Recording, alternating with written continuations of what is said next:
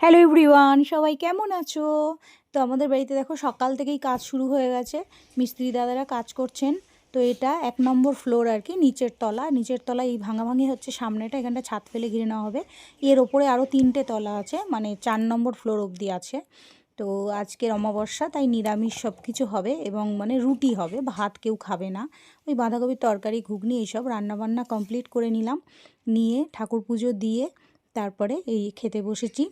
তো আজকের হচ্ছে বেগুন ভাজা, মটরশুঁটি, ধনেপাতা, টমেটো দিয়ে হচ্ছে বাঁধাকপির তরকারি, ঘুগনি, কয়েক টুকরো শসা, 2টো মোয়া আর 2টো সন্দেশ। এটাই সবাই খেয়েছে, মিস্ত্রি দাদারাও খেয়েছে, আমরাও খেয়েছি।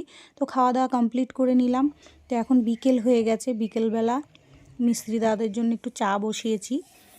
ওনাদেরকে চা বিস্কুট দিয়ে আমি উপরে গিয়েছিলাম। তো এটা হচ্ছে আমাদের 3তলার ব্যালকনি এটা। এই যে স্টিলের গ্রিল লাগানো হয়েছে। আর এইটা হচ্ছে 4 নম্বর ফ্লোর আর কি, 4 নম্বর ফ্লোরের ছাদ। তো ওখানে গিয়েছিলাম একটু ভিডিও বানাতে। তো আজকের মতন টাটা।